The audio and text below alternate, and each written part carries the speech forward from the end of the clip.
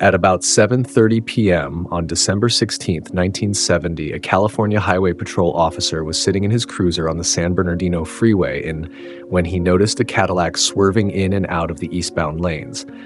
Flipping on his flashing lights, he pulled behind the Caddy and brought it to a stop on the side of the road. He must not have known who Sonny Liston was, because after he asked for his license, he asked, "What do you do, sir?" It was then, according to an account in the Los Angeles Sentinel, that Sonny provided the answer, "I'm a boxer, unemployed." What a thing to say to a cop. Sonny didn't say that he was a celebrity or a businessman or even an actor, which is what everyone said in LA. He said he was unemployed. It was a depressing statement, the kind that someone who'd been drinking hard and wallowing in self-pity would say. In fact, the cop described him as being moody. That evening, he was brought to the Los Angeles PD's Central Booking Unit and charged with drunken driving. He paid $308 in cash to get out. Why was he moody? Why wouldn't he be? Ever since the accident, he hadn't felt quite right. Not frail exactly, but not the same intimidating force that he had been. In a weirdly prescient metaphor, Sonny once told the Washington Post, "Fighters are just like cars. You get in a car and put your foot on the pedal down to the floorboard, and that car's not going to last long. If the car has just one owner and that owner takes it easy, then that car is going to last a long time."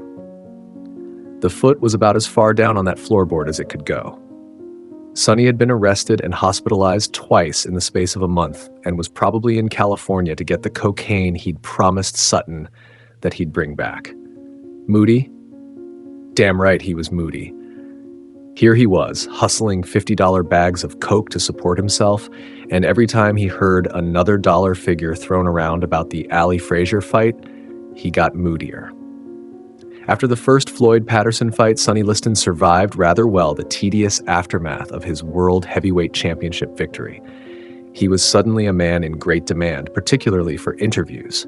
He was suddenly an acceptable celebrity whose presence was courted by representatives of many establishments. He was still a man forced under minute inspection. Some people carried on their inspection from afar, via telescope, as it were. Others used the microscope. What kind of man was he, really? Was he as bad as he had been painted, or was he merely a victim of misunderstanding? What kind of champion would he be? Could boxing survive with him as its king? Would the public forget his past mistakes and give him another chance? If the public gave him another chance, would he make the best of it? Would he give Floyd Patterson a rematch as contracted? What kind of public figure would he be? Interrogation ran rampant. Speculation was wild. Prior to the fight, Sonny's wife, Mrs. Geraldine Liston, a pleasant, attractive woman who, obvious to all who saw them close up, was the love of his life, had this to say about him and his career. "If it were up to me, I'd never have let Sonny do it. I'd take poverty over prize fighting. If we have kids, I won't let them fight either.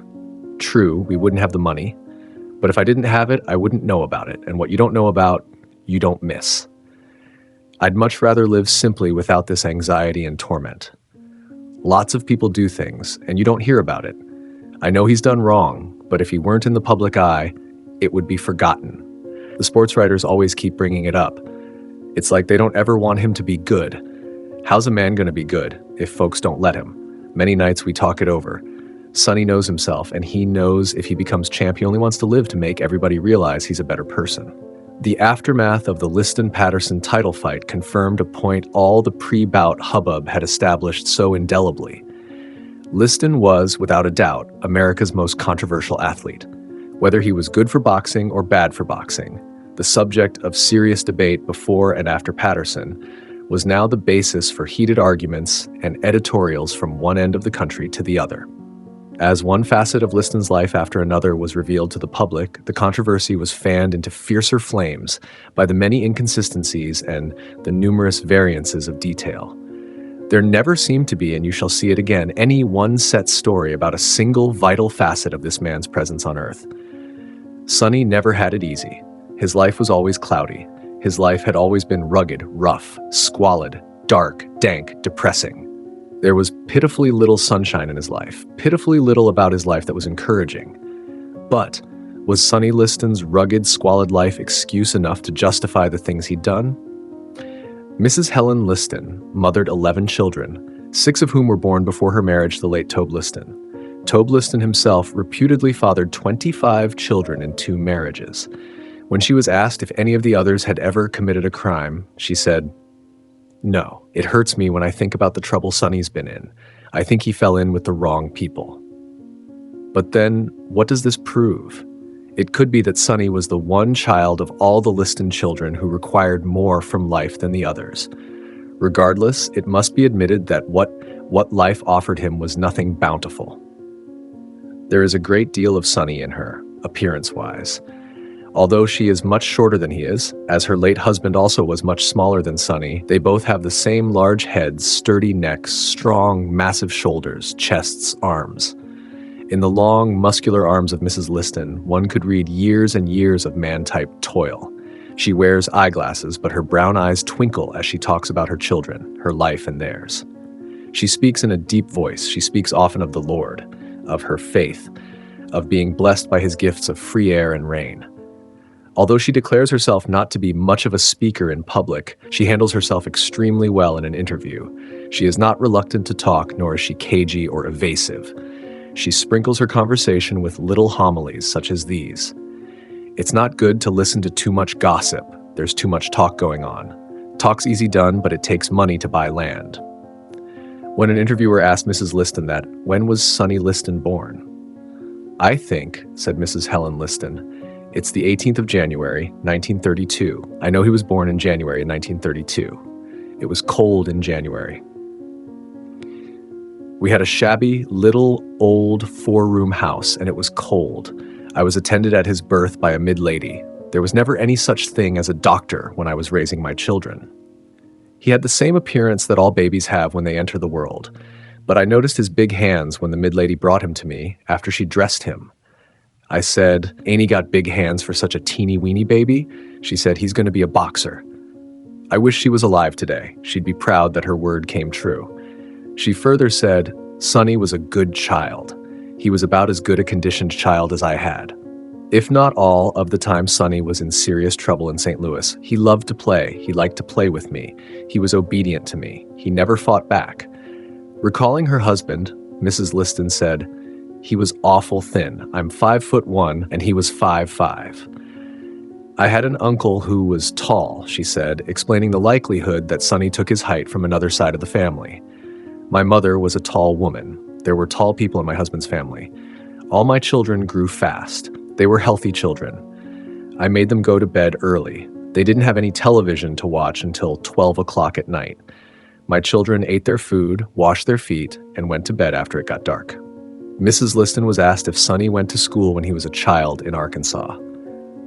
"He went a little bit, whenever his daddy would let him. But his daddy always had a job for him and the others to do, rain or shine. Their daddy put him out there to work as soon as he was 8 or 9. His father used to say if the children could go to the dinner table, they could go to the fields. Mr. Liston whooped and hollered at Sonny so much nobody paid any attention to him."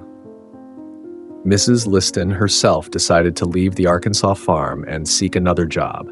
She'd always worked in the fields right beside her husband in the city. She left during World War II.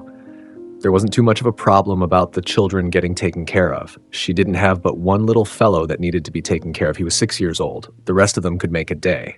After Mrs. Liston left Arkansas, Sonny stayed there on the farm for a while, but he followed her to St. Louis, according to Sonny's account. He arrived in St. Louis when he was 13, which would place the year at 1945.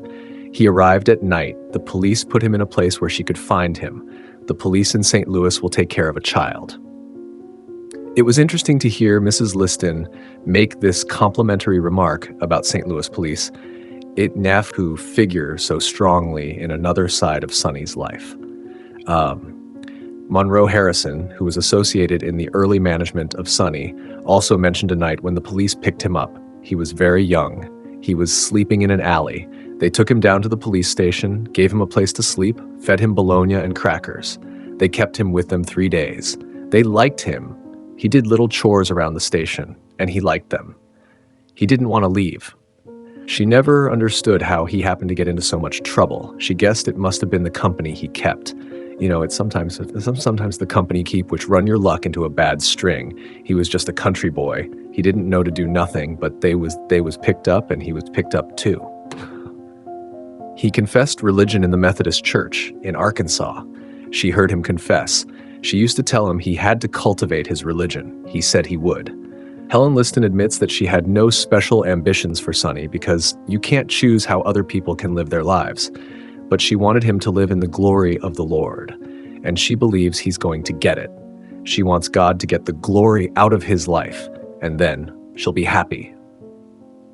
Those words reflect the outlook of a new Liston, a man chastened by life's tragedies and dogged by the Furies ever since he can remember.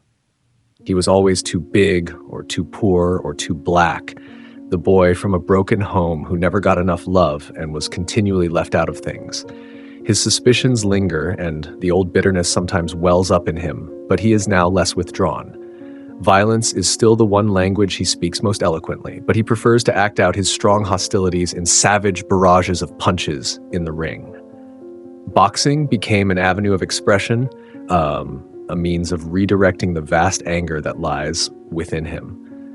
Long before he began fighting professionally, he was a fighter and society was the enemy. He says that in the old days it seemed he was always fighting with his back to the ropes, and the odds were so heavily against him that he had no chance of winning. When he enters the ring to fight Patterson, he will be a strong favorite to take the title. There is a faint smile on his lips when he realizes that for the first time in his life, the odds have been reversed in his favor. Liston told Morrison, "My father was a farmer. I worked the fields, corn, cotton, hay." Continuing the Ebony story, Morrison said, "It was for him a time of back-breaking labor and unpleasant parental discipline. His relationship with his father was tense and cold, and undoubtedly helped to embitter him. There were regular beatings too, severe and painful. Once, after a particularly unsparing whipping by his father, he ran away. He returned, but only to face another whipping. When his father abandoned the Liston brood and his mother moved to St. Louis in search of employment, Charles followed her there. There was no father in that home, little discipline, and only the barest suggestion of love. He became a tough kid who ran wild in the streets. He does not like to evoke memories of his boyhood. I had it tough as a kid," is all that he will say about that period in his life.